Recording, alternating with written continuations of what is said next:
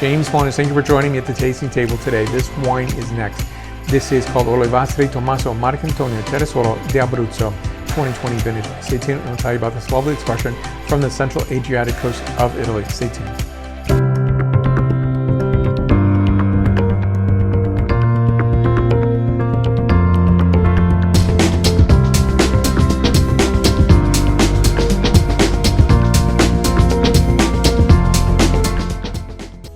So be sure to subscribe to the channel if you haven't done so already, and if you already have, molto grazie to you. I do appreciate it. This is a lovely, lovely expression. Now, first of all, I'm just going to digress just a moment and just talk about the word rosa, rosé, and rosato. Obviously, the rosé would be the international term for a pinkish wine.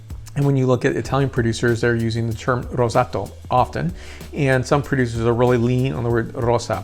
And rosa would be a word I think is probably, I would say, much more genuinely felt as the correct term for a rosé wine.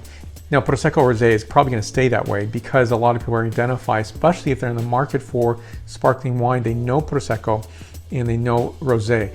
So they're probably going to be less familiar with Prosecco Rosa.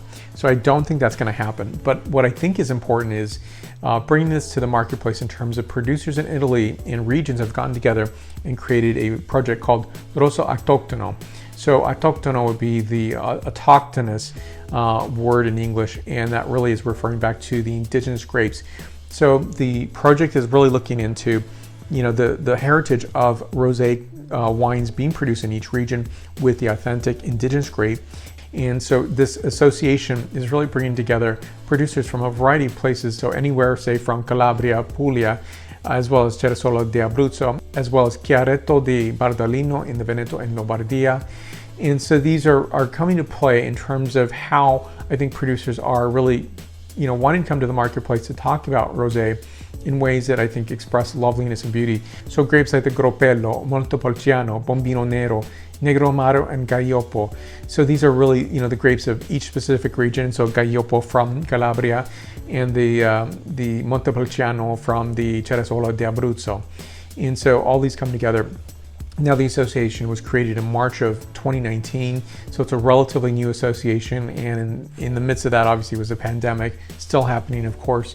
And so it's really to think about these wines in terms of what they're bringing to the marketplace, what they offer. So sometimes I think of Montepulciano, and I think of Cerasuolo di Abruzzo, and then I think, oh, wait a minute, it is a rosé wine. This is a wine of heritage from the region, and it had been a home-made wine. You'd be serving this in older times, and this is what the family would be enjoying. Now, this is a heritage vinification coming to the marketplace, and so you're enjoying something that Italian families have in this region, especially Abruzzo. Now, this is a producer right here, Olivastri Tommaso, and you see the bottling name is Marcantonio Cerasuolo di Abruzzo 2020 vintage, 14% ABV.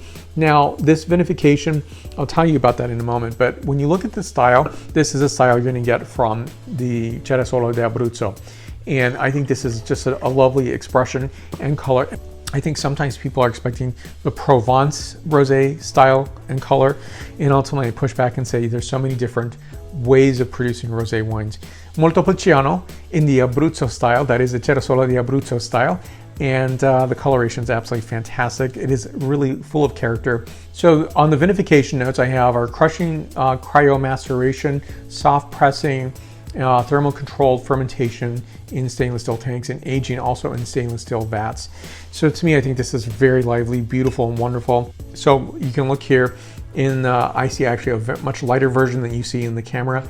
But to me, I think it's really a fantastic expression and one that is, full of life and character. So the nose is expressive of red and black cherry notes, violets, hint of herbs and spices. And next is the palate characterization. So I like the wine's expression.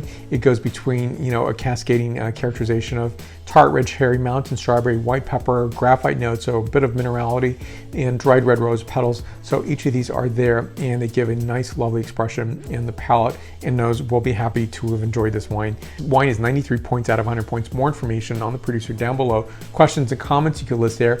You'll find me on Facebook, Twitter, Instagram, LinkedIn, and Twitter. So let's stay connected there as well. And subscribe to the channel again if you haven't done so, and if you already have, thank you so much. I appreciate you coming by. I appreciate your support. I will see you in the next video review. Salute!